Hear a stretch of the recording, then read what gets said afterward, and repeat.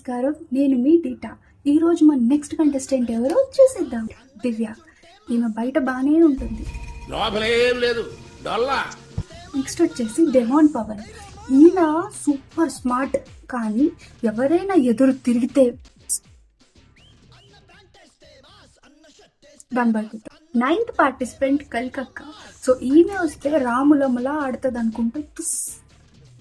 10th contestant Shakib.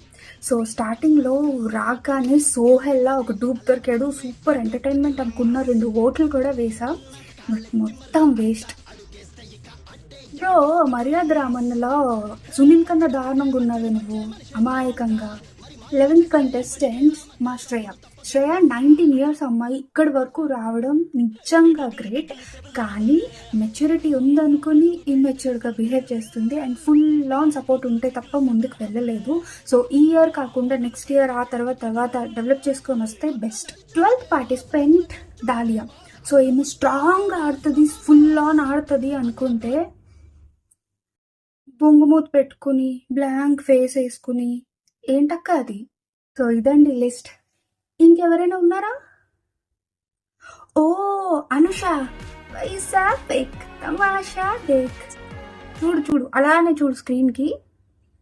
మేము చూస్తాం voting time వచ్చేటప్పుడు.